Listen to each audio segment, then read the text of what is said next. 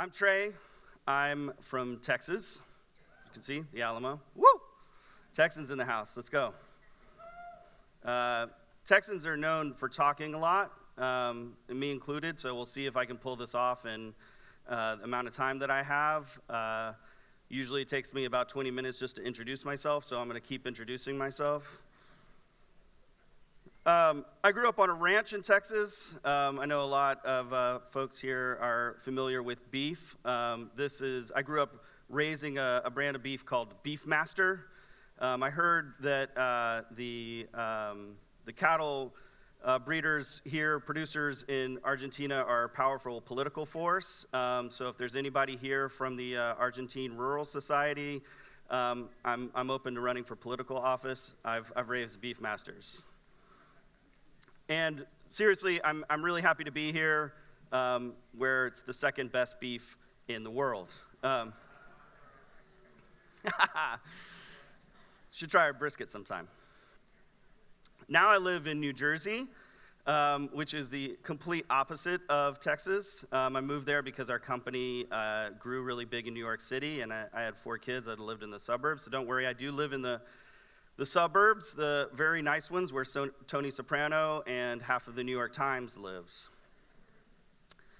But I'm really happy to be here today because it's the 10th anniversary. I want to say congratulations to Mariano Blechman and the entire team who puts this on. This is incredible.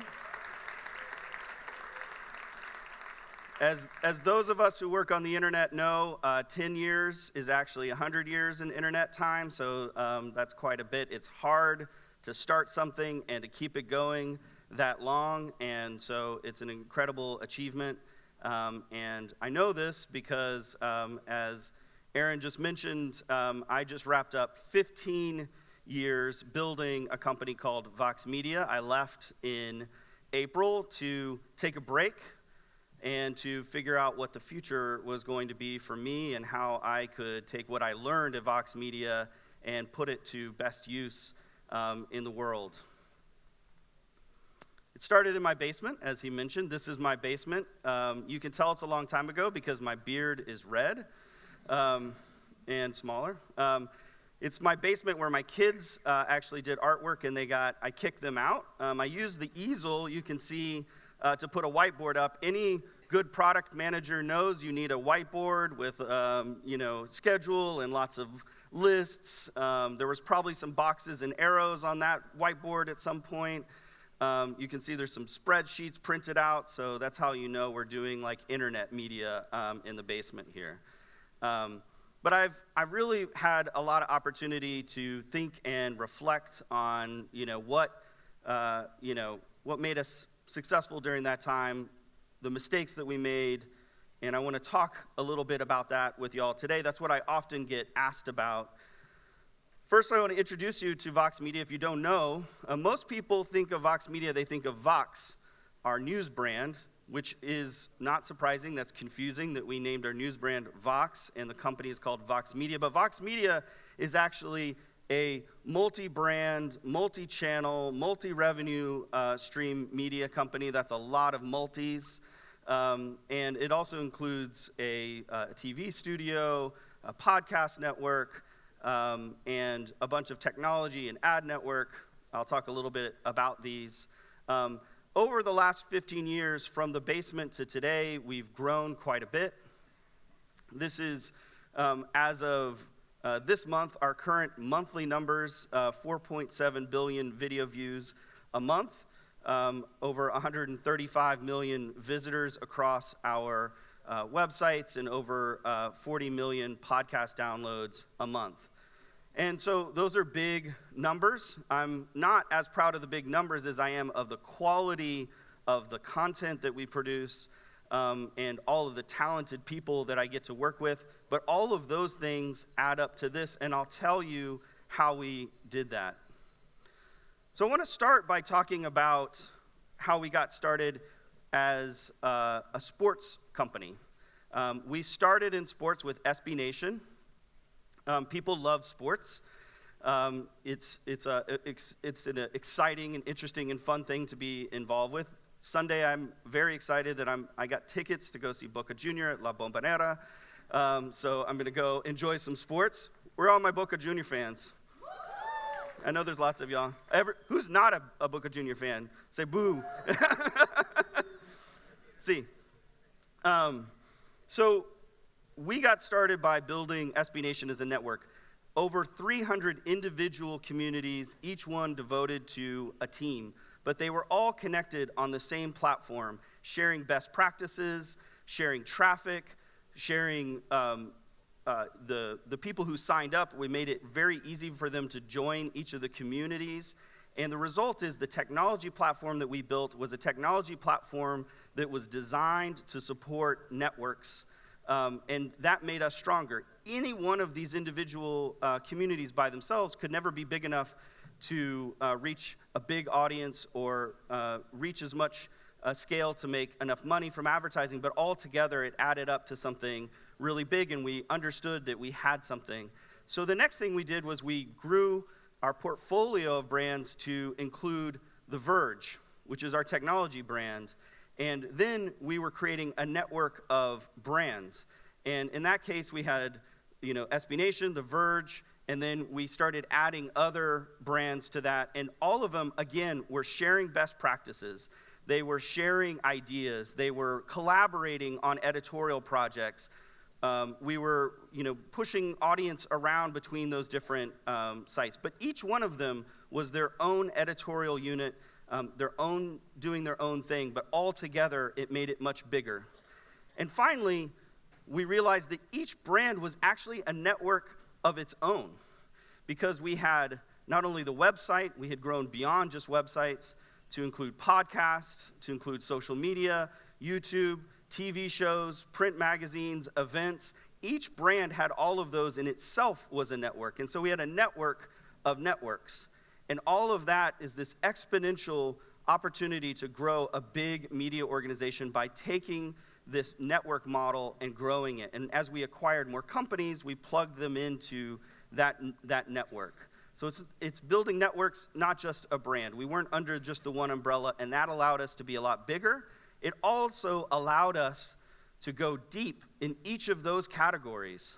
So in sports, we went deeper than anybody. Whatever team you cover, we create more content and more conversation around that team than any other media organization on the planet. Doesn't matter what team it is. And it also includes mixed martial arts and a bunch of other worldwide sports. We did the same thing in technology. Speaking of nerds, we found technology nerds who were really obsessed at the intersection of art, science, and culture, with The Verge, with Polygon in gaming and culture, with The Cut, fashion, and women's issues, with Eater, it was food and restaurants. You name it, any of our brands, we go deeper than anybody. But the way that we did that is that we hired people who were extremely passionate about those topics, who loved them and lived in those subcultures around those topics. We found people not just who are regular journalists, but people who may have been running the subreddit for things that were about those topics.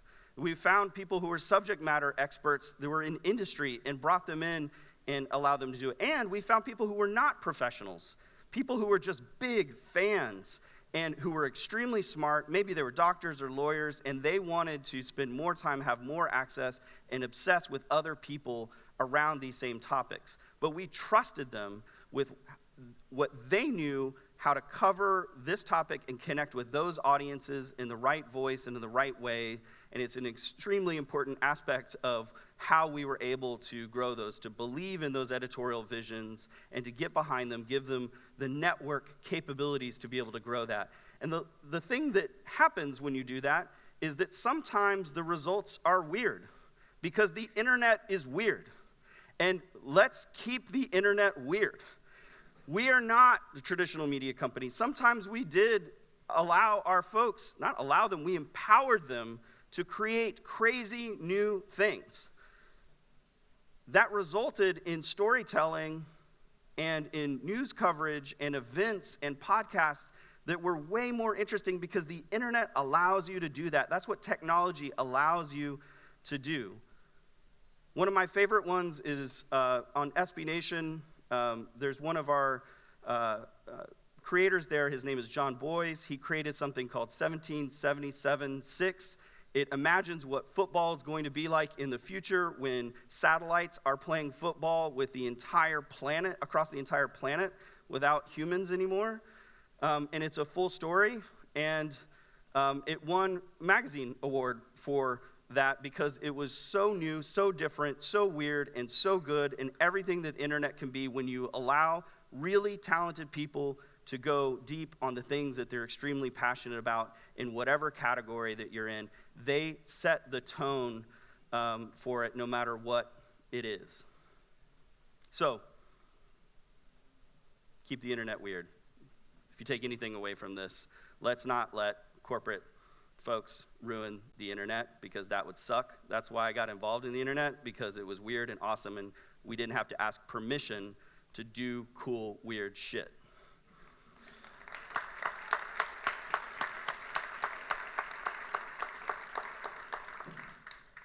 But we got to pay those people to do cool, weird shit if they want to get paid for it. They don't have to.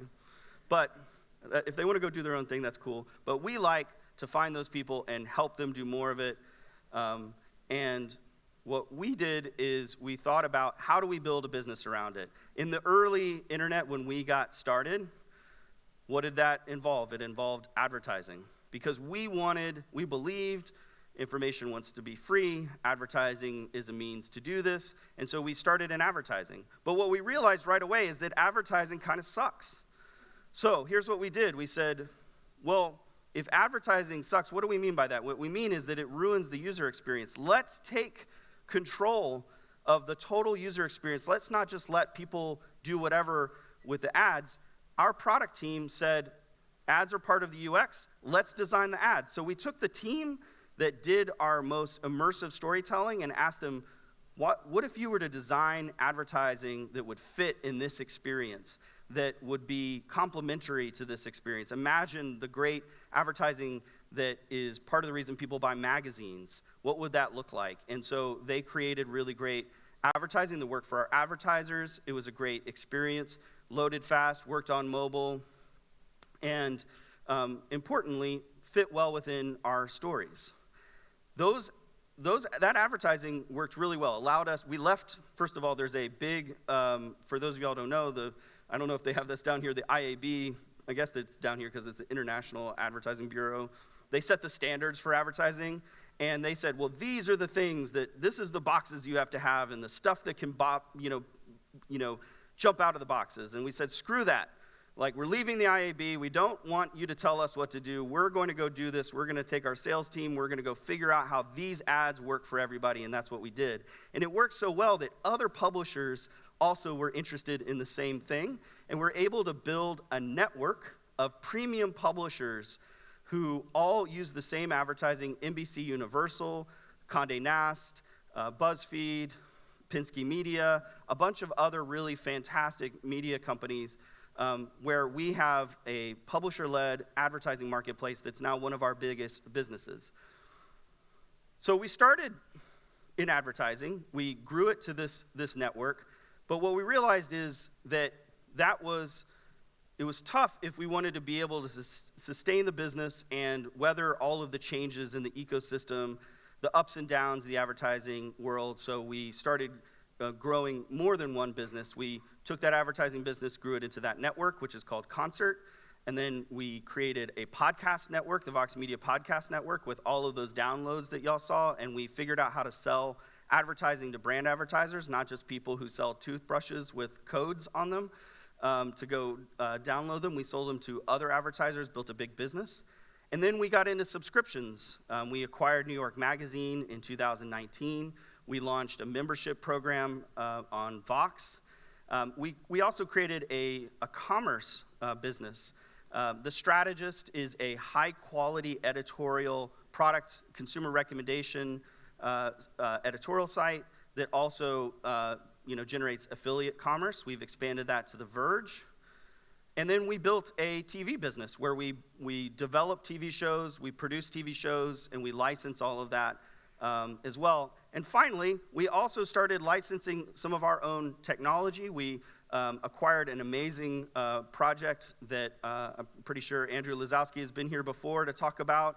And I think Aaron even had a role in the beginning of Coral, which is our engagement platform. We helped them to turn that into a SaaS business so they could license it. Some of y'all may even use it here. If you do, thank you. And we started licensing our CMS called Chorus. All of those, some people call this diversifying your revenue stream. We call it building more than one business, having some resiliency, and then we are able to run those businesses across all of those networks. So these are three big pieces of what allowed us to go from the basement to what we think of as Vox Media today, this much bigger multi business. But I left. I needed a break. Probably a lot of y'all could use a break. So here's the question: what is the future? I don't know what the future is for me yet. What I'm doing is going and talking to people, listening and learning. I hope to talk to a lot of y'all and learn from y'all as well, and think about what is the best way for us in our industry, how we bring technology and journalism together. And but what I do know is that this is an important time to be thinking about the future. And I'll tell you why. For those of y'all who don't know what this picture is, this is the U.S. Capitol under assault. It was, I get being attacked. And this is the Texas flag, which is no good. So, democracy is at stake in our country for the first time. So here's what I'm thinking about. What I'm thinking about today are what are the networks that we need to build that are good for journalism and good for democracy. This is a network here. Media Party is a network. We're all part of a network. We're building all these different layers of networks, and we need to not only do that together, building it, thinking about how we all work together, but we need to be intentional about it. What are our goals? And I'll tell you right here today that I am pro-democracy in my work, and I will be going forward. And many of you, maybe in your countries, have already faced some of these same challenges. They're new to us. That's why it chokes me up to even think about, is that this is incredible, important work that we are doing. So thank you to all of you who do it, and let's build new networks together. Thank you.